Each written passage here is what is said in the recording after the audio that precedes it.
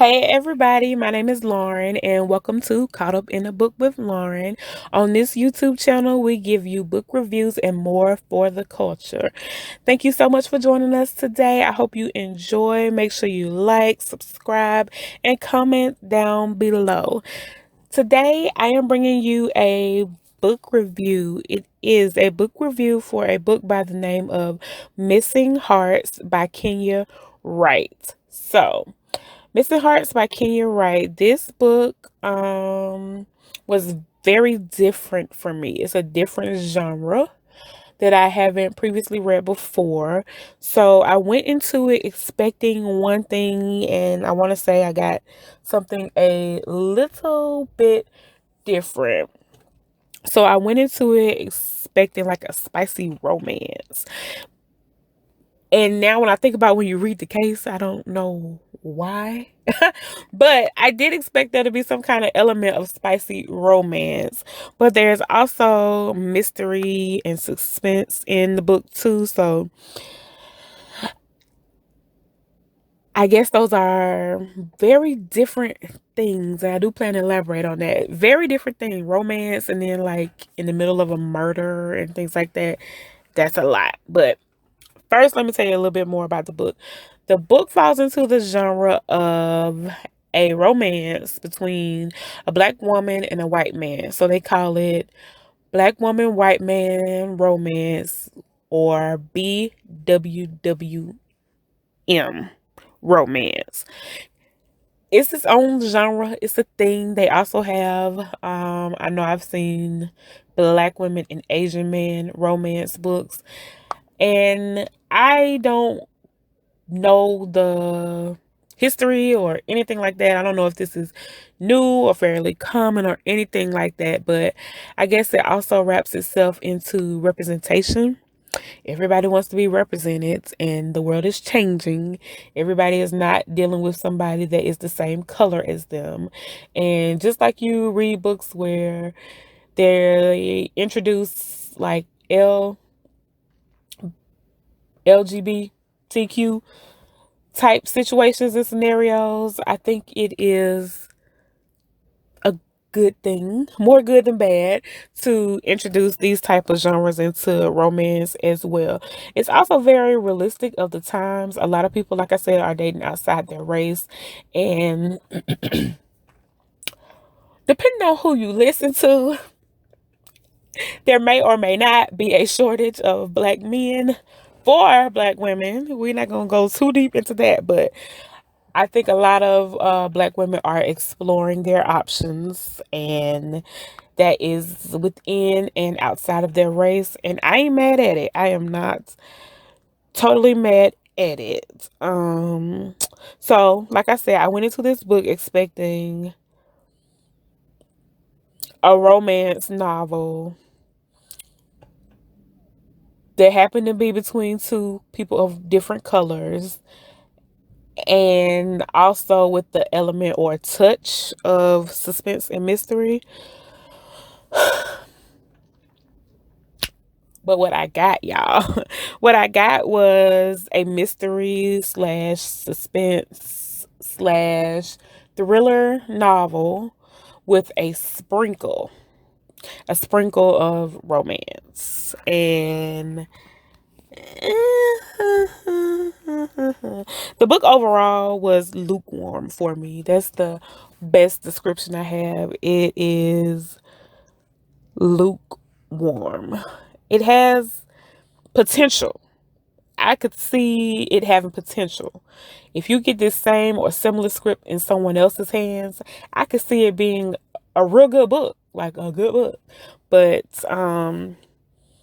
this was lukewarm. It was just baseline. It was none of the spicy, sexy, exciting, interesting things that I would have wanted it to be. I can't say that I expect it because this is my first time reading the author, and also the first time reading this type of book. So I can't say that it's what I would expect it, but now that I have read it, is what I would have wanted. Anyway, so the book starts off with us engrossed in a storyline that technically was never completed. We didn't get all the information. It was a necessary, like, mini storyline that leads to the bigger storyline, but I was slightly annoyed at that because it seemed so left from what I was expecting. I was like, what is going on? This don't have nothing to do with what I thought was going on, but she eventually works her way back around to what is going on. The book is based in a fictional small town in Georgia, and they are unfortunately dealing with a serial killer on the loose in that town, and the serial killer is targeting little black girls in the community. It has been going on for 6 months. He has killed a little girl. I'm sorry, I just ruined it with the he, but our killer is a he. He has killed one little girl every month for the past 6 months. And now the FBI are being called or getting involved because it seems as if the police in their town has completely dropped the ball, or they're doing a very lackluster job on solving the murders of these little black girls. So because it's a small town in Georgia, and black and white is all there is there, it's becoming a thing amongst the people, you know what I'm saying, in the community. Is pitting the black community against the white community even more than usual, because I think we are constantly in a state of a little bit of something, but things are heightened because of the black girls that are being killed and murdered in their town.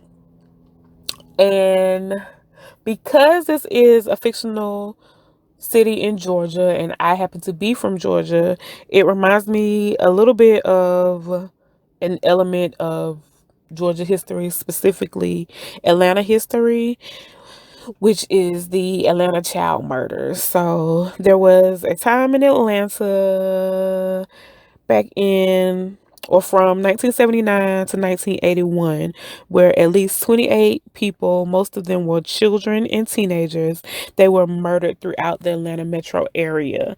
So that was 2 years with several dozen of people murdered with no explanation.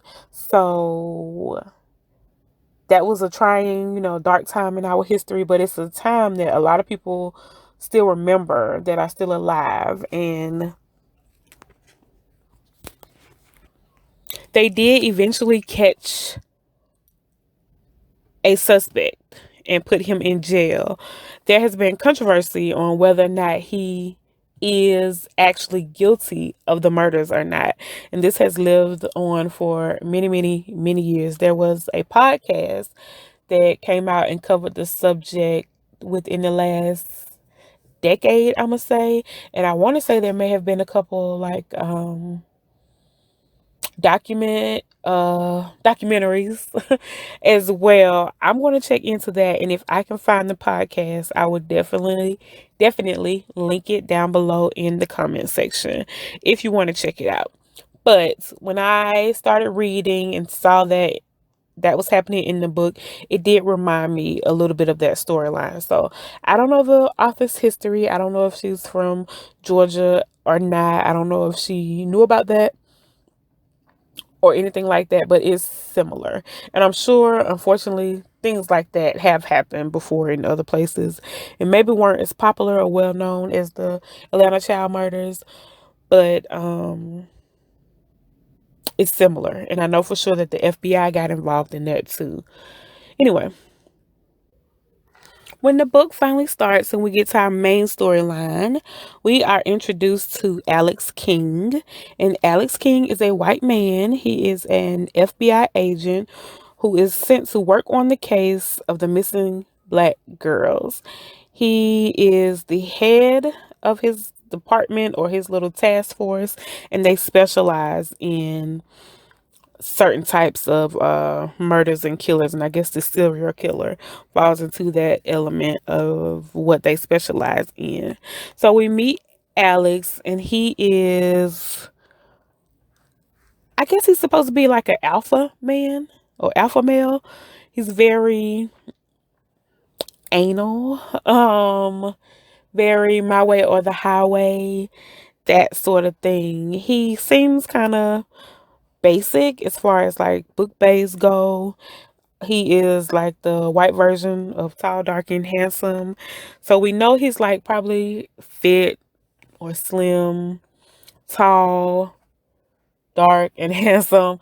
But just like in a basic, just an average way. When she was describing him, nothing about him just seemed like hardcore sexy. Nothing about him stood out. Nothing about him, described to us. Nothing about him would make you take like a second look. You know what I'm saying? So I don't really date outside of my race that much, but I mean I can appreciate a good looking person in any color. You know what I'm saying? And I think that it's some cute white boys out there, you know what I'm saying? There's some out there. And if one I want to holler at me, I'm going to holler back. But this guy, Alex King, wasn't really given much. But if I have to put him in a category, I would assume that he was the Ryan Reynolds type. So Ryan Reynolds to me is a very handsome man. Um, But he's like average, you know what I'm saying? He's got a little silly in him, a little goofy. Um, I don't know if Ryan Reynolds can fight. Like, I don't know if he can fight. If I need him to fight. He don't have that part of it. I don't know if I'm not sure if he's gonna be able to make me feel protected when I need to feel protected. His height isn't gonna do it. He might have some muscles under there. He might be able to fight, but I don't know. So I'm gonna leave it alone. Is he gonna make me feel protected? I don't know. I don't know. Anyway, moving on. So I imagine that he is the Ryan Reynolds type, and we find out that he is very good at his job. He is one of the top performing in his position or within the FBI. We also found out that he has benefited from a little bit of nepotism.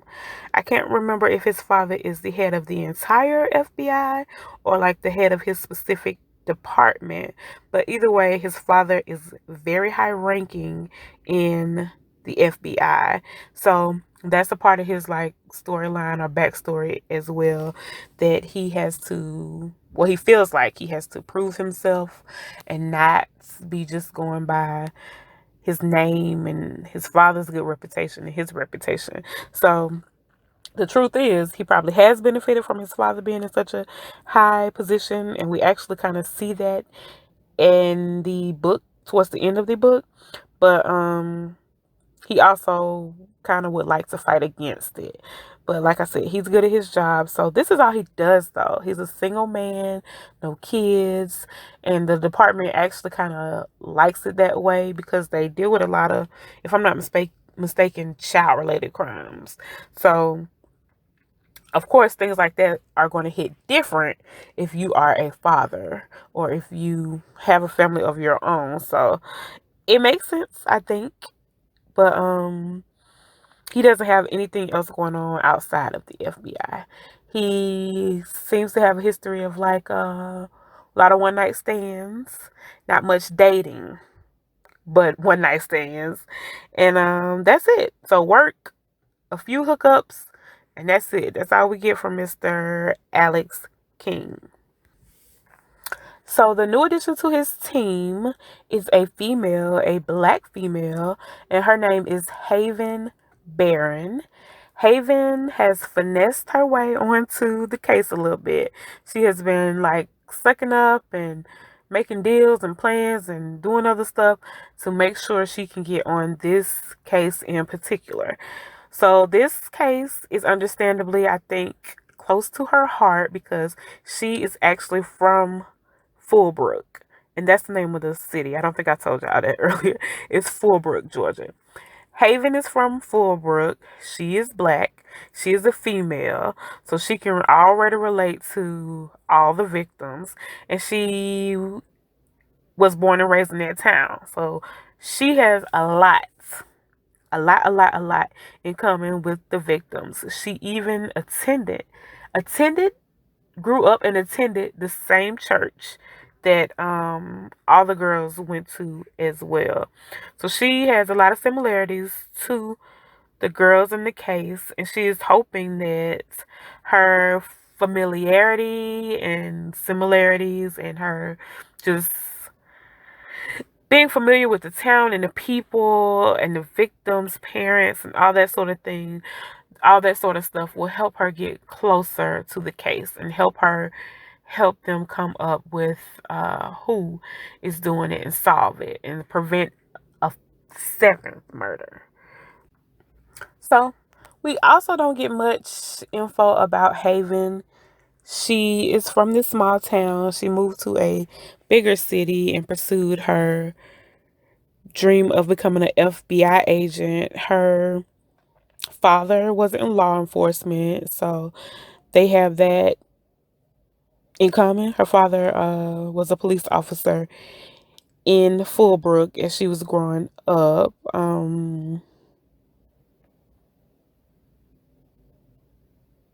When Haven joins the team,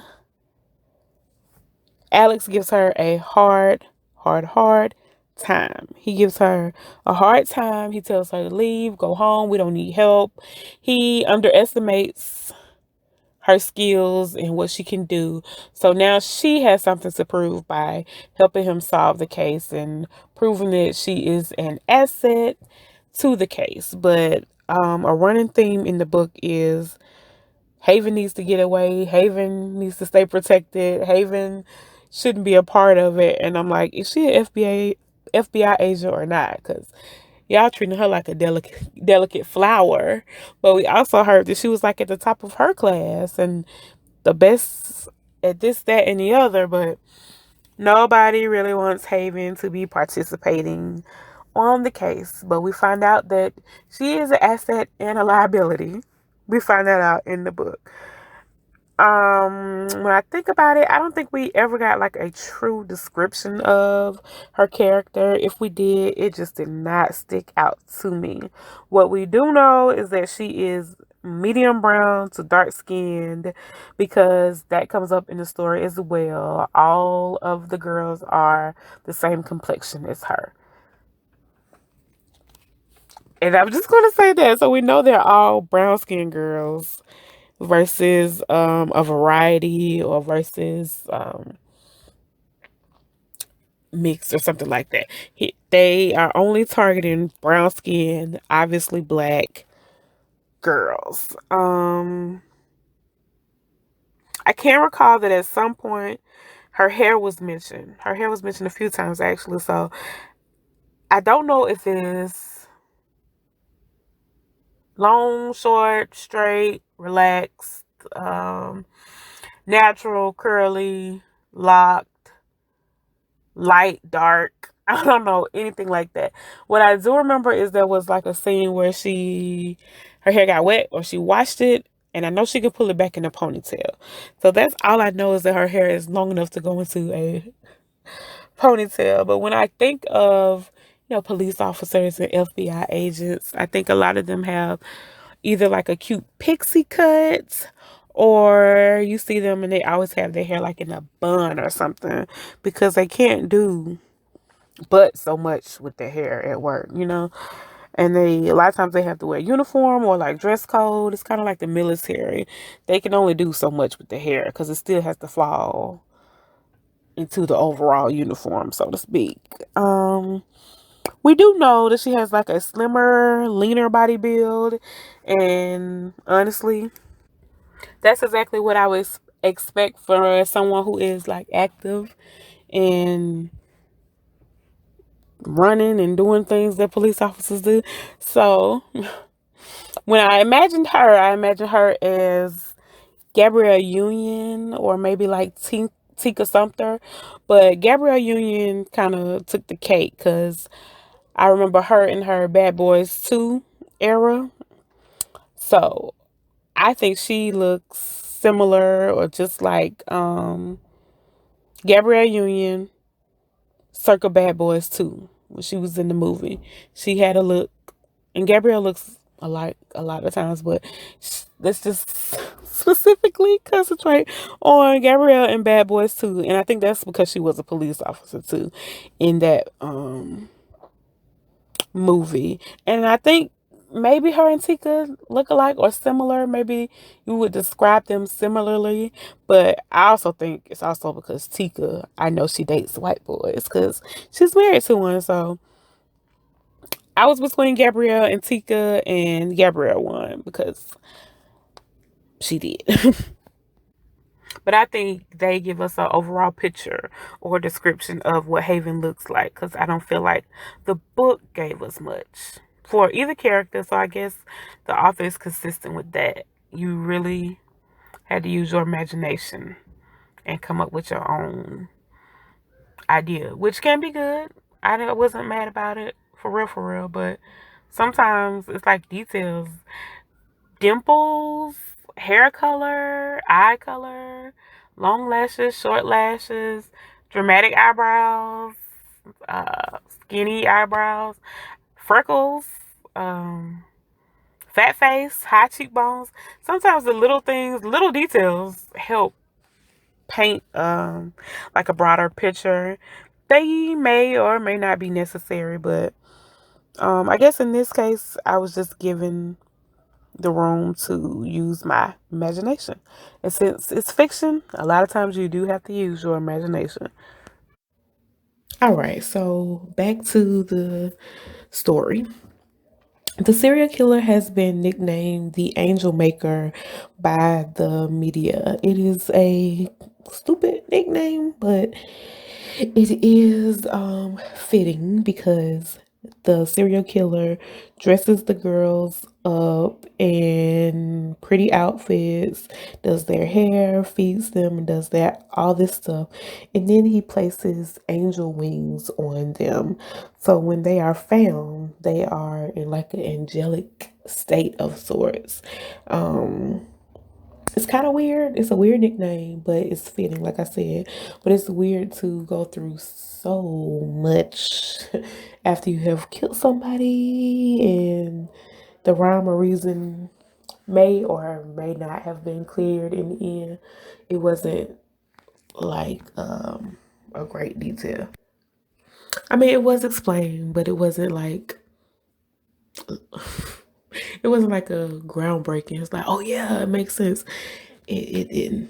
Not in my opinion. There is an element of something else that he did or does with the girls that would kind of give it away. And I don't want to give away his identity in the video. So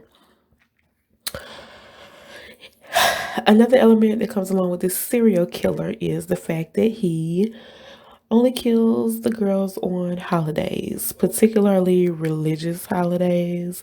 So in the story, there is a little bit of like Christianity is like highlighted. You get the history of several lesser, I don't want to say lesser known, but lesser celebrated holidays that are on some calendars. A lot of calendars have dates that we ignore, and they do have meaning to certain subcultures of the culture. But yeah, so this one highlights a little bit of Christianity. The book does have Christianity as an element, religion in general, but I don't think it's a big deal. It's not like it overpowers anything, and it doesn't become the center of everything. It becomes the center, but not of everything. I don't think that it would be distracting or a turn off to someone who is not of that same religion. It may be a little history or a little information, but not necessarily a turn off per se. So the dates all line up, and it helps them also predict the next killing. And they were actually on the mark. And whether they prevented that killing or not, I will let you read the book and find out. The book did manage to give quite a bit of backstory and a lot of history, fictional history for the town of Fullbrook, for the surrounding town and the history of the people that are living there. They gave us history all the way back to slavery. Slavery is also another element that's interwoven into the book. It is mentioned in one way, form, or fashion all throughout the book. Like I told you, the city is very black and white. It's just black and white, and the city has a history of animosity amongst black and the white people, like a lot of cities in the South. But theirs seems to run really deep. In the book with the slavery, I feel like it was romanticized a little bit, and I don't know if it was meant to be like some sort of analogy or metaphor or oxymoron. I really didn't get what they were trying to give. Um, when I think of slavery, I don't think of romantic relationships between white men and black women. I think of rape, non-consensual rape, non-consensual rape, and just lack of freedom, lack of rights, and also lack of accountability. Hello, enslaving your own kids, literally. But so that's brought up a little bit in the book, not necessarily the enslavement, but the relationship between a black woman and a white man. The town, the founder, I think his name is John Fullbrook, was a white man that fell in love with his black slave or African slave fresh off the boat. He fell in love with her and they made two separate families. He has his white family and he has his black family, and they have stayed in the same general area around each other for years, though they no longer acknowledge each other. Particularly, the white people don't really acknowledge the black people, but the black people, as many of us tend to do, definitely know the history, acknowledge the history, bring up the history, and sometimes wear it as a badge of honor, you know. People, I have this in my family, I have that in my family, and it's like, well, how did it get there? Was that a consensual relationship?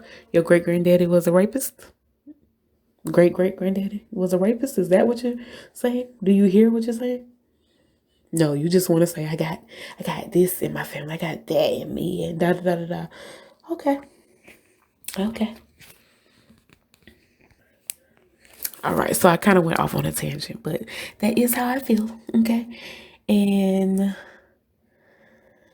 so the people that are the descendants of Fullbrook and the slave, her name is Fanny, and they have all had a family member or a descendant of hers has always been named Fanny as a result of this. But the descendants, I'm assuming it's the black side, but they have turned the family story into a TV show.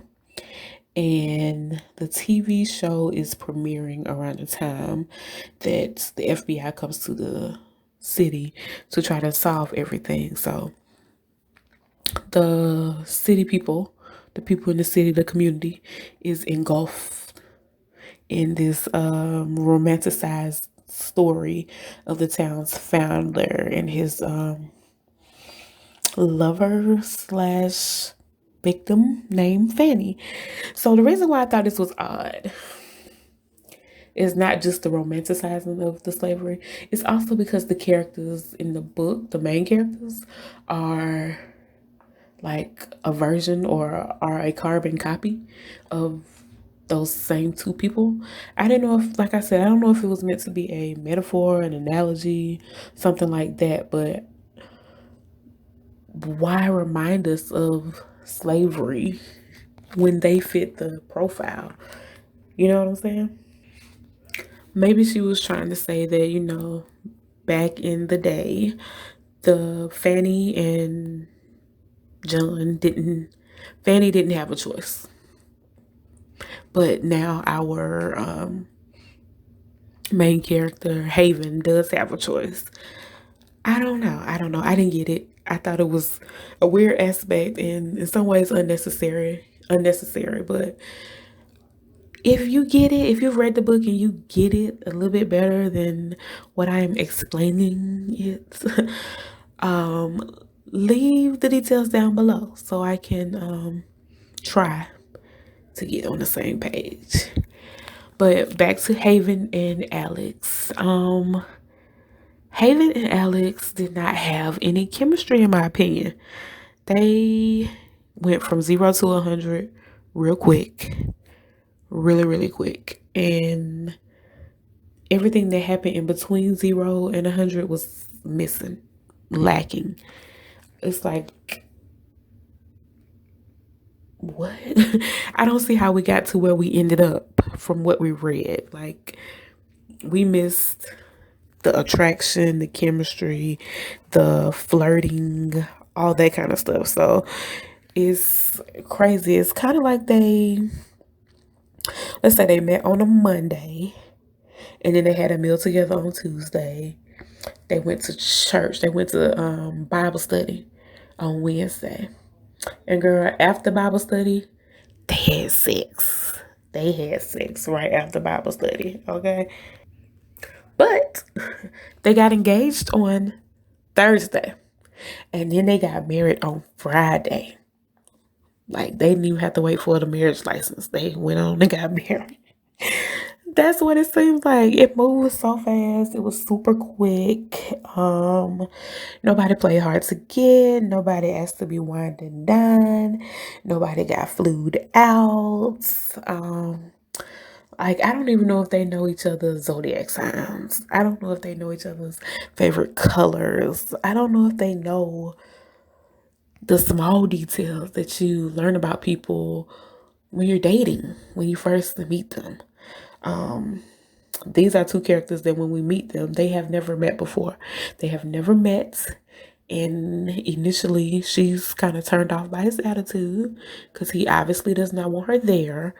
And he's being a jackass. So I don't see how we got to where we ended up, which was basically a family vacation and engaged at the end of the book. We missed out on the little things that lead to a relationship, especially an engagement, child. Especially that we missed out on them flirting with each other. There was no like hand holding or brushing up against each other by mistake. There was no, peck on the cheek that leads to peck on the lips, that leads to longer kiss, that leads to like a tongue kiss.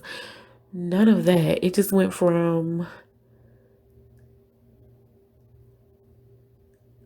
meeting somewhere we decided we were attracted to each other, them having sex, and then, oh, we're getting married and getting engaged.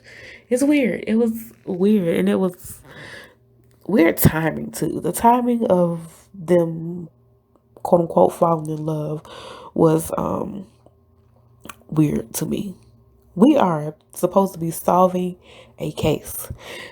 People are dying and we're trying to stop them from dying. We need to be focused, okay? I think this book takes course over a week or two.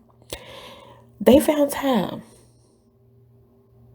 They found time to thankfully solve this murder, but they also found time to get it in, honey. They was getting it in. And when I tell you getting it in, it was very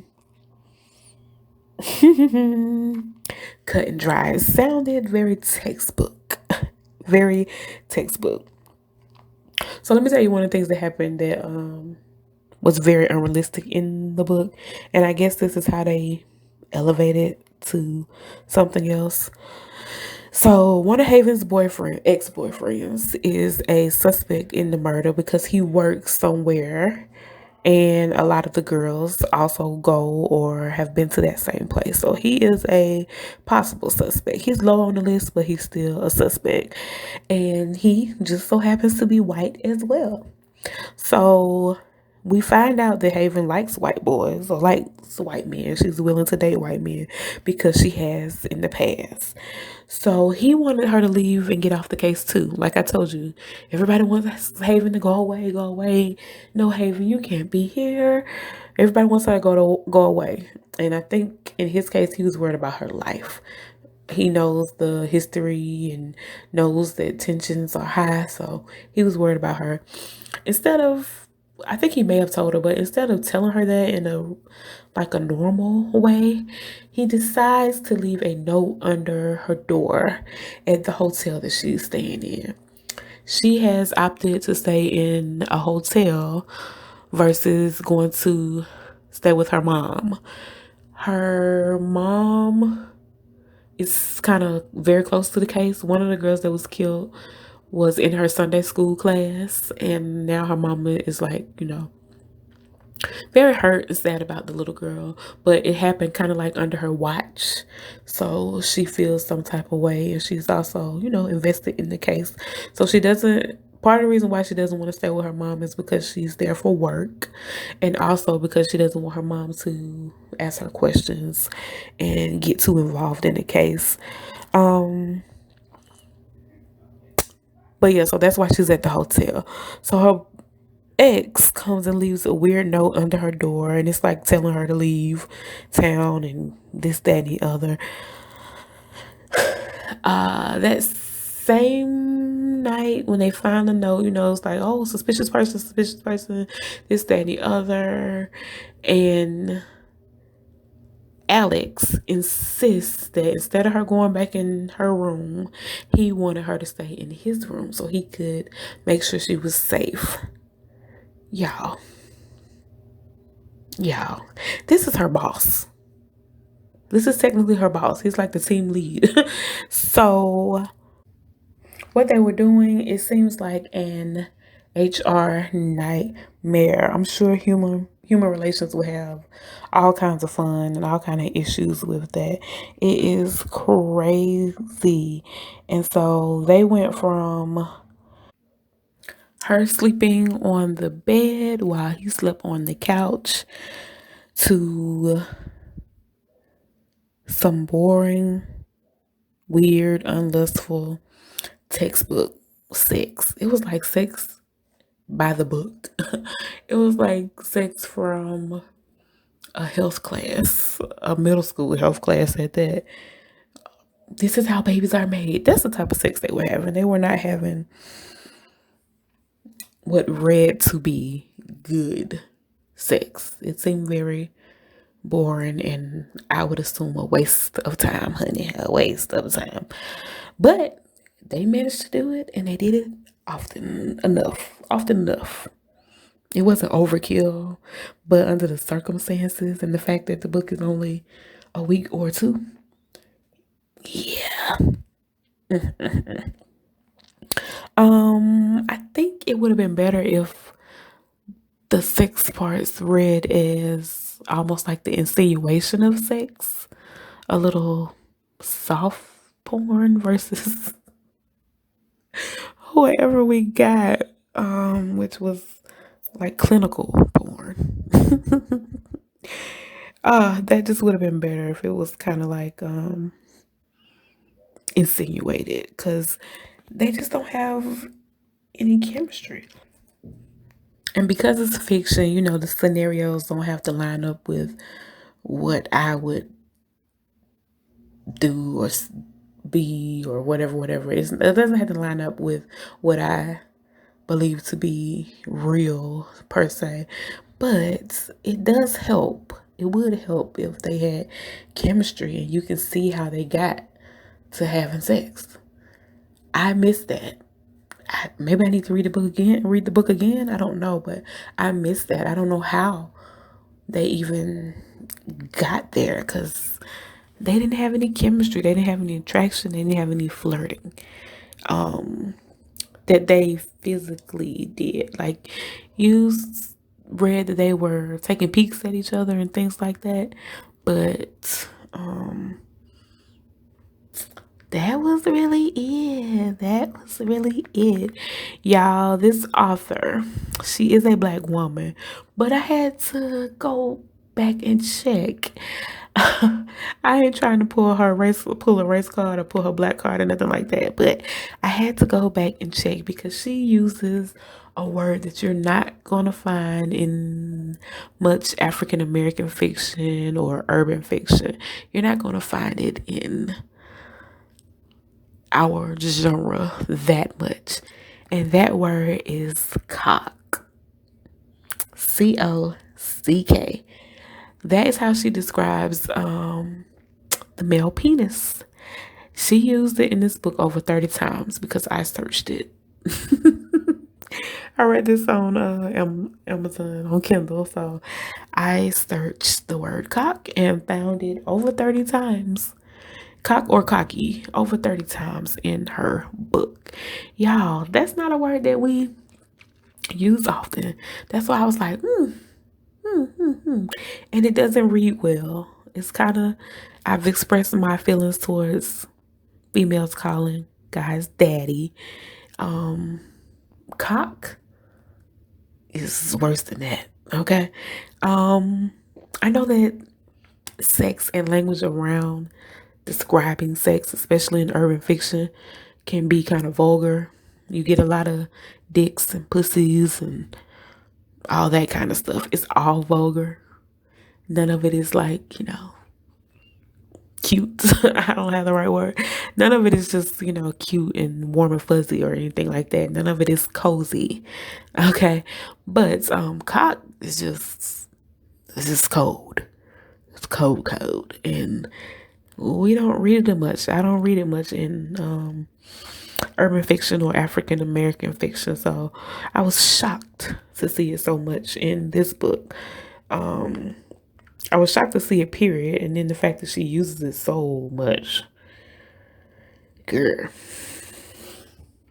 she was an overkill with this. So, back to their boring sex.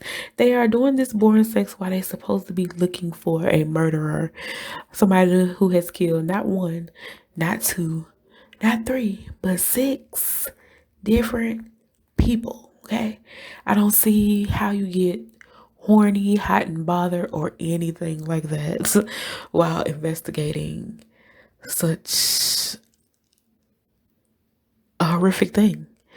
I don't know. And I mean, take it out of fiction and bring it into reality. I know that people function normally that are detectives and things like that. They have families, they have wives, girlfriends, husbands, etc. And they procreate and have sex. It doesn't stop them from having sex. But this was just a weird time. It seems like there are times in your life where sex is like the last thing on your mind, or where you have to be maybe coerced, or you have to coach yourself into doing it, getting back on the saddle. Kind of like after women have babies.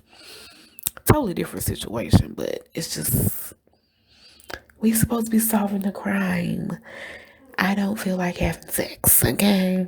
I'm not thinking about sex. But I'm not a police officer. I'm not a detective. I'm not an FBI agent. Maybe I am incorrect. And it's also very funny that their coworkers in the story also randomly fell in love and started having sex. Okay. So everybody was just having sex while we're trying to solve a murder. Okay. And it was or is a situation where you're around certain people all the time. Kind of like when you have like a work husband and it's just y'all spend a lot of time together. I think I've had work husbands in the past that I've had more chemistry with than the two of them have. Okay. They were not work husband and wife. I don't know how we got to them being engaged, but unfortunately, we did. Y'all, like I said, this book reminded me of a Lifetime movie to a degree. I can't really tell you why, but it reminds me of a Lifetime movie, and I like Lifetime movies. Lifetime movies are just like, not fillers. You know how you can have it on in the background? It's like background noise. And you don't even have to know what's going on, or you might not have started seeing the beginning, but you can come sit in the middle and watch it. This book gave me that vibe. It's just kind of familiar, but yeah, just how Lifetime books, I mean movies, have the same kind of caricature. You can see the beginning, middle, and end. You know, you get a little resolution, you get a big scene, and I don't know, because I feel like we only had one real storyline in the book. There were other things that came up, but they weren't actually like solved or resolved. I think there was one big climax, and that was it. A lot of stuff almost led us off the trail, but it didn't equate too much. If you are a fan of Chicago after season 2, I believe, after Brandon quote unquote left, a lot of people were saying that Chicago would start storylines, and oh, not Chicago, the Shy. I'm sorry, y'all, it's the Shy. They were saying that the Shy would start storylines and not finish them, and I feel similar with this book's right here. The author also gave like monologues. I told y'all she talked about history and Christianity in the book, but she did it in a semi long-winded way. Um, that really just made the book longer. It wasn't 100% necessary, but it did aid to a degree. You know, you look back and say, okay, this is why this. But it was just long-winded. I think maybe there was a shorter way um, to say some of the stuff that she wanted to say. I don't know, but it seemed very miscellaneous. And we would get like monologues or long paragraphs, a lot of attention, and then you don't touch on it no more. So that is or was a pet peeve after reading the book, or like a criticism after reading the book. It's like, you went all the way around there to tell us this or to get to this. In particular, is that giving it away? That might be giving it away. But if you've read the book, the whole hairstyling thing with the girls and one of their hair being pressed, and how the serial killer would know to press it, that that was long. That was long. That was long. All right, another part of the book that was unrealistic to me was Alex and his gun happy self. He pulled out his gun and shot one too many people in this book for me. Matter of fact, he shot and killed these people. And she doesn't touch on the process that police officers, and I'm assuming FBI agents, have to go through when they draw their weapons and actually use them, when they disarm, what is it called? Discharge their weapon? I don't know. But when they use their weapon, and especially if you kill somebody, like, who is investigating this man? Because he may be a little trigger happy, in my opinion. He has known Haven for all of 48 hours, and he was ready to sneak sneak her in his room and kill somebody for her. And I'm like, is that the nepotism, that you can just shoot people and people don't really question it that much? But there were a couple times in the book, in my opinion, where he was a little gun happy. And in 2022, that doesn't play well. Yeah, for an officer to just be gun happy, that doesn't play well at all. But that was just like another element that I noticed in the story, that he was very gun happy, and he did it all in the quote unquote name of love, though. You know what I'm saying? The love that he has for Haven, or the like that he has for her, but not for the, chemistry that they don't have. That's not the reason. Because it couldn't be, because it's not there. Okay, again, I'm not going to give away the murderer. And I'm not going to say the reasons why Haven was probably too close to the case. But I will say that the end of the book was very boring for me. It went from semi-action filled in this small sleepy town, as action filled as you could get in a small sleepy town. But it went from action filled and working on the case and all that type of stuff to a straight up family vacation. Literally. Literally a family vacation. Now, look, I understand that after big cases and things like that, people need to decompress. I understand that, but they literally went on a family vacation. They got engaged without any real conversation, any real flirting, chemistry, anything like that. But the results were a ring. So, I mean, maybe that's the way to go. Who knows? Who knows? Lastly, the killer and his accomplice. Without giving it away, I think it was a very sad. I think it was a very sad circumstance. The killer and his accomplice. He was seemingly innocent because his past was hectic, but I see as an accomplice to the Fullbrook Six. He was coerced into it. And I think, I may be reading too deep, but I think the author was trying to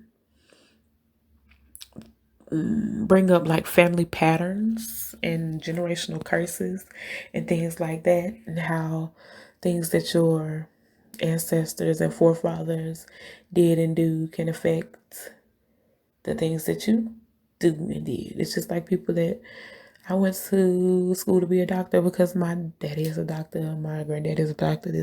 That's what we do. We go be doctors. It seems like murdering people and initially getting away with it may be a family pattern for the serial killer and his accomplice. So the author didn't present it that way, like, look what happened. Families have generational curses, things like that. But that's the takeaway that I got from it. Let's wrap this up, y'all, because this video is going kind of long. But y'all, again, this book was just okay to me. Just okay. Lukewarm. It was an easy read, I will say that. Even though I said it was long because it was just given a lot. Could have been like a short novella or something like that, one of those little quick easy reads. It was an easy read. It didn't feel too long until the end, really. The last few chapters she could have kept. If it was really a Lifetime book, we wouldn't have gotten all those details. No, no, no. It just would have stopped with them being engaged and riding off in a white horse or something. It wouldn't have been as complicated and long-winded as what we got.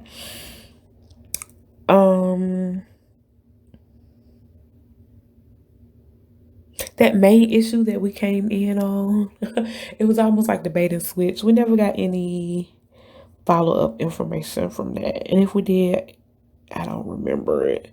But I guess with everything that was going on and the death of these children, that is less important. Just like them having sex was less important. I'm gonna get off that, but y'all, they did not have chemistry. They did not have chemistry. And honestly, I have no desire to know what happens next. I don't need to read part two. I don't need to know if they actually got married. I don't need to know where they got married. I don't need to know if they ended up having kids and a dog and a house. None of that. I don't care because they are boring. I'm assuming that they still don't have chemistry and that they gonna have little robotic children. Little robotic mixed children because their parents are boring and don't have chemistry. Um, but yeah, if there was a sequel or a part two to this particular book, I would not read it. Not at all. I would have to try to give her, the author Kenya Wright, another chance. Have to read another book by her, but it couldn't be anything to do with these characters. I have to start with some new characters because these have bored me to the point where I've kind of written them off. So I wouldn't, there's nothing they could do to really get my interest again. But I would be interested in trying to read another book by her. She is the author with a lot of books under her belt. She writes often and she has a lot of books. She is certified on the Kindle. She is a top Kindle writer.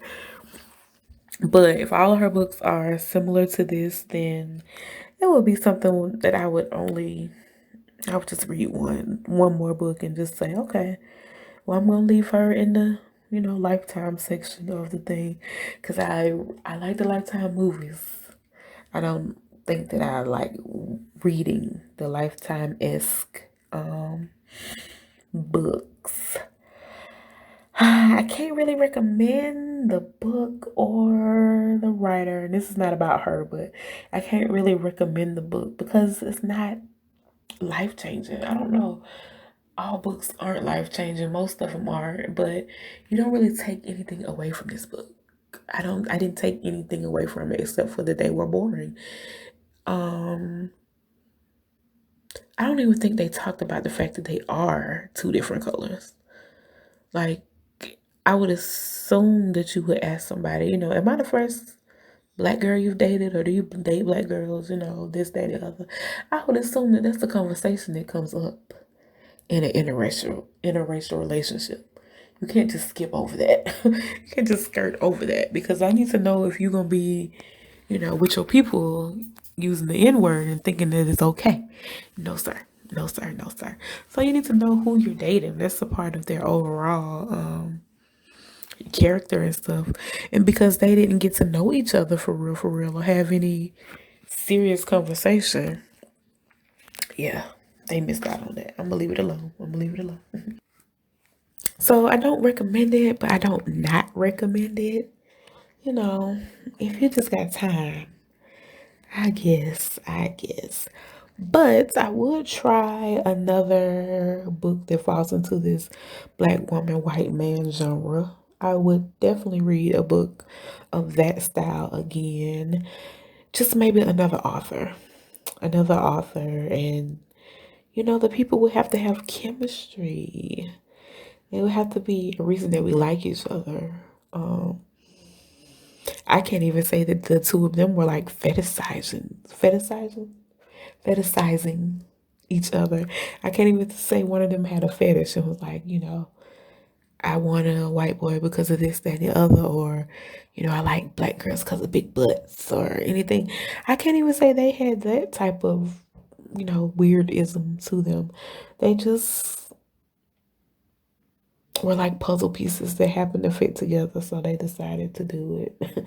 That is the vibe overall. But I think I would give this book like a 2 out of 5, maybe a 2.5. No, let's do like a solid 2.3. Okay. 2.3 out of 5. So it wasn't horrible, but it just, like I said, the takeaway from it was lackluster and it was lukewarm. Yeah. So guys, that was my review of Missing Hearts by Kenya Wright. This one, I wouldn't say this one is for the culture because it's not doing it. It's not giving what it was supposed to give, y'all. No, no, and no, it didn't. But if you have read this book or any of Kenya Wright's other books, let me know down in the comment section below. Let me know if I need to try another book by her. Let me know if her other styles or other books actually have that sizzle, have that chemistry, have that je ne sais quoi. Just have that magic that I feel like this book was lacking, lacking. Maybe I read the wrong book. Maybe I'm being introduced to her and this is not her best work.